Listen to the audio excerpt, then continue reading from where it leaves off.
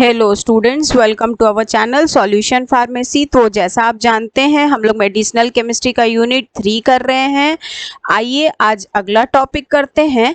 हमारा अगला टॉपिक है कुछ ऐसे इम्पॉर्टेंट प्रोडक्ट्स या इम्पॉर्टेंट ड्रग्स या इम्पॉर्टेंट एजेंट्स जो कि क्यूनोलोन कैटेगरी को बिलोंग करते हैं।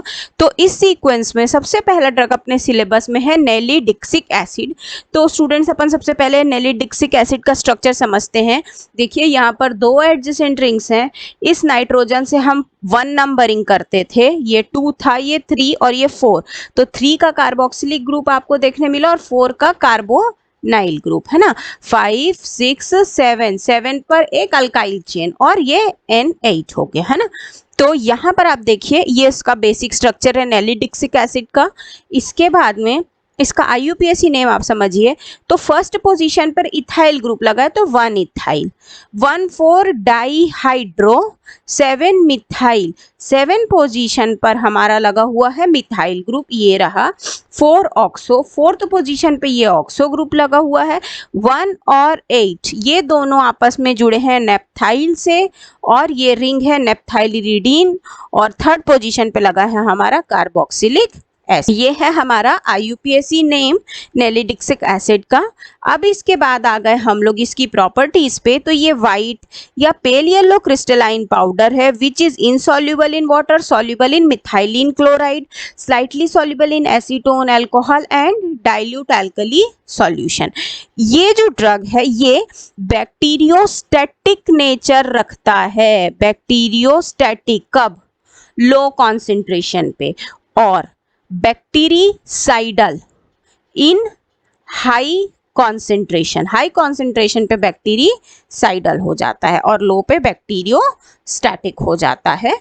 तो ये डोज डिपेंडेंट हुआ, इससे ये बात आपको याद रखनी है। अगला है इसका मैकेनिज्म ऑफ एक्शन। तो ये बहुत स्ट्रांगली या रिवर्सिबली बाइंड होता है DNA से और इंटरफेयर कर जाता है RNA एंड प्रोटीन के सिंथेसिस को। इस इंटरफेरेंस से जो हाइड्रोक्सी मिथाइल डेरिवेटिव है उसका बायो ट्रांसफॉर्मेशन ये अफेक्ट होता है और ये ड्रग मेटाबोलाइज होता है लीवर में और एक्टिव मेटाबोलाइट्स में कन्वर्ट हो जाता है। यहाँ पर जो प्रोसेस काम करती है दैट इज ग्लूकोरिनिडेशन, और ये जो इनएक्टिव मेटाबोलाइट्स हैं ये प्रिपेयर हो जाते हैं और फिर ये बॉडी से एक्सक्रीट आउट हो जाता है। सिमिलर स्टोरेज है, well closed air tight container, protected from light. Uses क्या है? ये यूज होता है UTI इन्फेक्शन में, ग्राम नेगेटिव ऑर्गेनिजम्स वाले, ऐसे यूरिनरी ट्रैक्ट के इन्फेक्शन जो ग्राम नेगेटिव ऑर्गेनिजम्स की वजह से होते हैं उनमें।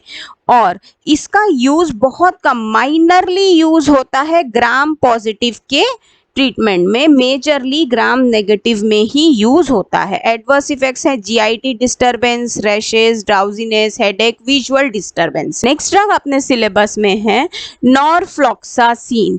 देखिए ये स्ट्रक्चर हो गया नॉरफ्लॉक्सासिन का। इसमें भी आपकी जो 2 एडजेसेंट रिंग वाली बात है वो एज इट इज है। 7th पोजीशन पे हमारी पिप्राजीन की रिंग है। 6th पोजीशन पर हमारा फ्लोरीन का रिंग है ना। 3 पे कार्बोक्सिलिक एसिड है, 4 का oxo group as it is है, बस यही अपना नाम बन गया। और 1 पोजीशन पर इथाइल लगा हुआ है। प्रॉपर्टीज कैसी हैं कि ये पेला वाइट कलर का कंपाउंड है, हाइग्रोस्कोपिक है, क्रिस्टलाइन पाउडर है और ये वाटर में सॉल्युबल है, अल्कोहल, एसीटोन और नो में ये सॉल्युबल है। मैकेनिज्म ऑफ एक्शन कैसा है कि ये DNA गायरेज एंजाइम को इनहिबिट करता है और DNA गायरेज एंजाइम को इनहिबिट करने के साथ में ये टोपोआइसोमरेज 4 को भी इनहिबिट कर देता है, जो कि असेंशियल है रेप्लिकेशन, ट्रांसक्रिप्शन, रिपेयर और रिकॉम्बिनेशन के लिए। मतलब जो बैक्टीरिया है उसके DNA के बनने, रिकम्बाइन होने, रिप्लिकेट होने, ट्रांसक्रिप्ट होने सभी में हमको रिक्वायर्ड होता है DNA गायरेज एंजाइम। और जब ये DNA गायरेज एंजाइम अपने आप रुक जाए, इनहिबिट हो जाए, तो आगे कुछ काम नहीं होगा। इसका storage well closed air tight container है, प्रोटेक्टेड फ्रॉम लाइट। और इसके बाद में इसका जो यूज है वो यूरिनरी एंटीसेप्टिक है, टाइफाइड फीवर है और एक्यूट गैस्ट्रो इंट्राइटिस, इन सभी में ये यूजफुल होता है। Adverse effect general nausea, diarrhoea, cramping, heart burn मतलब जो हार्ट के पास जलन टाइप की होती है, वेजाइना ईचिंग, वेजाइना में ईचिंग कॉज हो सकती है, और हेडेक इसके एडवर्स इफेक्ट्स हैं। नेक्स्ट है हमारा एनोजाइन। एनोजाइन का स्ट्रक्चर आप देखिए, यहाँ पर भी आपका ऑलमोस्ट सिमिलर स्ट्रक्चर है। आपका थर्ड पोजीशन पर आपकी COH है, इसके बाद 1 पे इथाइल है, 4 का ऑक्सोमेंटेन है, यहाँ पर 6th पोजीशन पर NF है, और इसके बाद में ये पिप्राजीन की रिंग है जो 7th नंबर के कार्बन पर रिक्वायर्ड होती है। इसकी प्रॉपर्टीज कैसी, ये वाइट टू पेल येलो है, क्रिस्टलाइन पाउडर है, स्लाइटली सॉल्युबल है वाटर में। इसके बाद इसका मैकेनिज्म कैसा है, तो इसका मैकेनिज्म ऐसा है कि ये भी DNA गायरेज एंजाइम के कॉम्प्लेक्स को इनहिबिट कर देता है, मतलब DNA टोपोआइसोमरेज 2 को और टोपोआइसोमरेज 4 को, ये दोनों एंजाइम रिक्वायर्ड होते हैं रेप्लिकेशन, ट्रांसक्रिप्शन, रिपेयर, रिकॉम्बिनेशन के लिए, और इन सबको ये इनहिबिट कर देता है। ये मेटाबोलाइज हो जाता है लीवर में। इसका भी storage well closed air tight container, protected from light है, और इसका भी यूज़ जो है वो वही है कि ये यूज़ होता है treatment of UTI, urinary tract infection, लेकिन कैसा UTI होना चाहिए, E. कोलाई द्वारा किया गया। फिर डायरिया के ट्रीटमेंट में, रेस्पिरेटरी ट्रैक के इन्फेक्शंस के ट्रीटमेंट में, और एडवर्स इफेक्ट्स इसके वही हैं, difficulty in breathing, liver damage मतलब हिपेटोटॉक्सिक हो सकता है, joint pain, nausea, drowsiness, fatigue मतलब थकान फील होगी, और जो नेक्स्ट ड्रग है दैट इज सिप्रोफ्लॉक्सासिन। सिप्रोफ्लॉक्सासिन का स्ट्रक्चर आप देखिए स्टूडेंट्स, इसमें बस एक ही चेंज है कि फर्स्ट पोजीशन पर आपका साइक्लोप्रोपाइल ग्रुप अटैच हुआ है, ये देखिए। बाकी नाम एज इट इज जैसा आप लिखते हैं वैसा ही रहेगा। तो इसकी भी प्रॉपर्टीज ऐसी है कि ये फेंट येलो या पेल येलो कलर का क्रिस्टलाइन पाउडर है, ये स्लाइटली सॉल्युबल है वाटर में, सॉल्युबल है डाइल्यूट HCl, इनसॉल्युबल है इथेनॉल में, और ये नेचर से हाइग्रोस्कोपिक होता है। इसका मैकेनिज्म कैसा है, तो सिमिलर है कि ये भी DNA गायरेज एंजाइम के कॉम्प्लेक्स को इनहिबिट करता है, और टोपोआइसोमरेज 2 या टोपोआइसोमरेज 4 इन दोनों एंजाइम्स को रोक देता है। ये दोनों एंजाइम्स अगेन रिस्पॉन्सिबल होते हैं बैक्टीरिया का जो DNA है उसके replication, transcription, repair and recombination के लिए। ये एक प्रकार का बैक्टीरिसाइडल ड्रग है। इसका भी storage well closed air tight container है, प्रोटेक्टेड फ्रॉम लाइट। इस ड्रग को भी हम लोग यूज करते हैं treatment of urinary tract infection, acute diarrhoea, इन सब के लिए। एडवर्स इफेक्ट्स है diarrhoea, dizziness, drowsiness, stomach upset, pain, nausea and blurred vision. इस ड्रग की अपन को सिंथेसिस भी पढ़ना है। देखिए हमारा इनिशियल मटेरियल होता है 2,4,5 ट्राईफ्लोरोबेंजोइक एसिड, मतलब सबसे पहले बनाइए बेंजोइक एसिड और उसके बाद 3 पोजीशंस पर फ्लोरो, तो ट्राईफ्लोरोबेंजोइक एसिड। इसमें हम ऐड कर रहे हैं COCl2 और साथ में डाइमिथाइल फॉर्मामाइड। आप डालेंगे लिथियम के एटम्स और ऑक्सीजन ऐड करेंगे, साथ में ऐड कराएंगे CHCOC2H5 होल ट्वाइस। अब यहाँ पर आप देखिए आपके पास है COOH, है ना, यहाँ पर आप क्या ऐड कराओगे CH2OC2H5, इसमें से विड्रॉ होगा, ठीक। एक, 2 ग्रुप्स हैं, एक और एक जो है वो इस OH को लेके अटैच हो जाएंगे। यहाँ आप देखिए ये इंटरमीडिएट कंपाउंड इसमें चेंज होता है। हम लोग ये जो हमारा कंपाउंड है इसकी थोड़ी अरेंजमेंट चेंज करते हैं।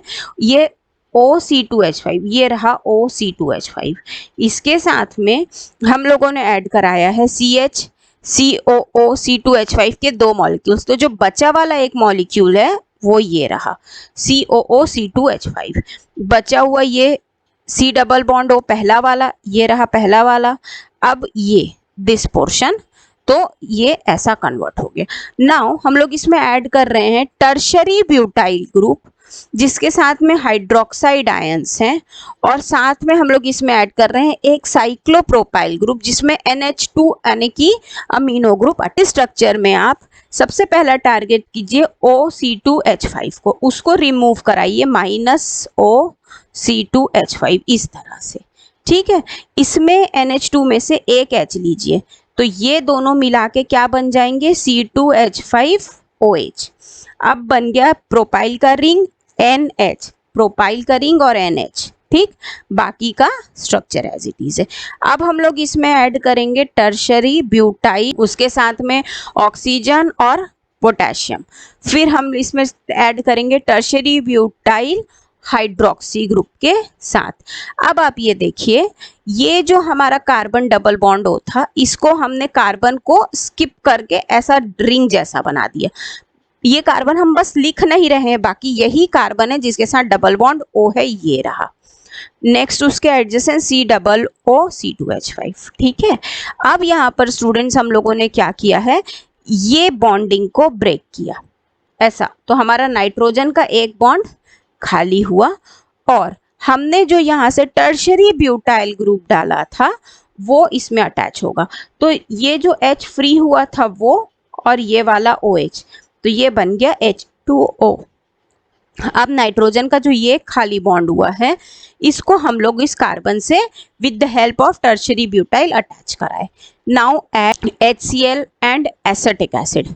इन दोनों एसिड्स की प्रेजेंस में आपको C2H5 ये बाहर मिलेगा और साथ में यहाँ से आपको मिल जाएगा एसिटिक एसिड से H, तो यहाँ पर आपका COO खाली बचा, उसके साथ ऐड हुआ H, है ना। अब देखिए यहाँ पर आप ऐड करा रहे हैं पिप्राजीन की रिंग।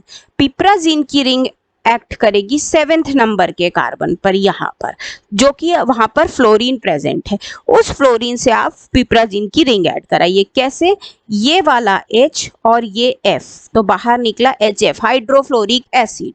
अब जो नाइट्रोजन है उसका ये खाली बॉन्ड और ये फ्लोरीन के रिप्लेसमेंट के बाद का खाली बॉन्ड, ये आपस में जुड़ जाएगा और इस प्रकार से हमको ड्रग मिलता है सिप्रोफ्लॉक्सासिन। ये थे स्टूडेंट्स कुछ ड्रग हमारे सिलेबस के अकॉर्डिंग।